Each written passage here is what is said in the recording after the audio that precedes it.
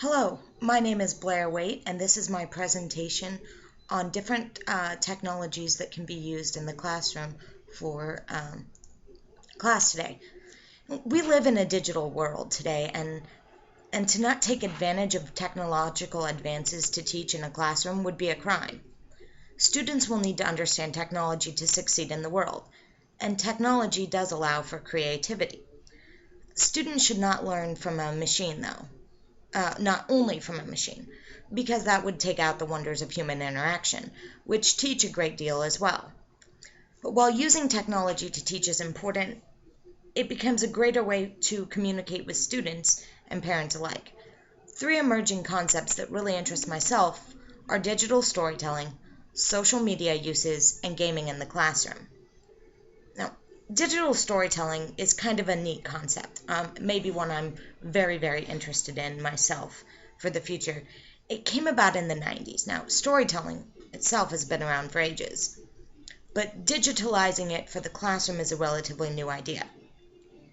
Melinda Kolk's article, Getting Started with Digital Storytelling, she discusses the elements that go into digital storytelling in the classroom, such as forming teams, brainstorming ideas, writing a narrative, gathering resources, building the story, and finally sharing the story. The benefits of digital storytelling are that it teaches the student to share their own perspective, how to use media effectively, develop creativity, work in teams together, teaches project management, time management, and organizational skills. The students not only perform their story, but they write a script. This allows for more than one area of learning. But on the flip side, digital storytelling can be limiting on what subjects can be taught with it. For instance, math would be a subject that digital storytelling would be harder to find a place in. It is also time-consuming and should probably be limited in its use in the classroom because of this. Some ideas for use would be for students to create a trailer of a book that they are reading in class, like a movie trailer. This will force students to think differently about the book and what is important to get others engaged in it. I would most likely assign each group a different book and have the goal be to get the other students interested in reading that book. Or I would allow students to choose one book from a list that I supply. Another use would be in a show and tell kind of way. Instead of traditional show and tell, I would have each individual student tell a story about themselves. This would be more of an individual project versus the group project of the trailer. Another emerging idea is social media. While social media is not a tool that is commonly thought of with schooling, there are ways that it can be used in the classroom. We do not necessarily want to encourage students to be on Facebook while in class. There are other social media programs, though, that can be beneficial.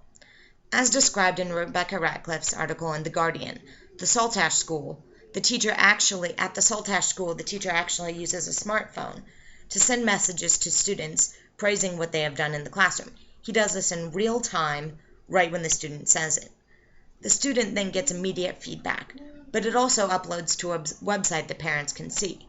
This allows parents to have access to the day-to-day goings-on at a school that a child may or may not tell them. This helps them to monitor their child's progress. The program that was used in this case is called Class Dojo, and it is a restricted online space, so it is not broadcasted to the entire world. We live in a world that is getting more and more busy, and parents do not have as much time to spend going to the school or sifting through book bags to find out how their student is doing. By using social media, they are able to find out in a more immediate way what is going on at the school. Another site, Edmodo, allows for parents to see what has been written to their child, what their child has written, and what homework assignments has been assigned or missed, allowing teachers more direct contact with the parents. This is a great benefit to both teachers and parents, allowing them more ease of contact without it having to be a face-to-face meeting, which is becoming increasingly hard on both teachers and parents due to time restrictions and busy schedules. It is also beneficial to the student because their parents can become more involved. When a parent is involved in a student's learning, the student also becomes more engaged. Another benefit to social media is that it can allow for long-distance learning. If a child is at home sick, A teacher can post to them online what needs to be done for the next day, what their assignments are, and can even tell them what was covered in the day that they missed. The use of a video camera and posting it an online video of their lectures or classes could also be used. The downside, though, is that online bullying and harassment is up. This can be seen with kids on Facebook and other social media sites, but also social media makes it easier for students and parents alike to bash teachers online. The online aspect puts up a barrier that allows people to speak more freely and sometimes harshly. This can also be done anonymously, the bad-mouthing of teachers online. The primary benefit that I see in using social media is the contact with the parent. And then there's also this final trend of gaming in the classroom. While gaming in the classroom seems like a foreign idea and something that really hasn't been used a lot, it's really not. When I was a student in the early 90s in grade school, we used to play games like Oregon Trail and Where in the World is Carmen Sandiego? Disguised as fun, Oregon Trail taught skills and planning ahead, and Carmen Sandiego taught us geography. They also both taught us strategy. In Rebecca Davies' article for Factus Learning, she discusses 5 ways in which it's beneficial to a classroom. The students are more actively engaged, especially students that play video games at home. The goal of teaching is to engage and teach all students in a variety of ways, so that every student can learn. Since not all students learn the same way, not all students will fully benefit from this, but many will. Many games now, and even in the Oregon Trail game, allow students to personalize the game. In Oregon Trail, it was somewhat limited to the names of the characters, but now many games allow students to create avatars that look like them or someone they know. This can make a student more invested in the outcome of the game.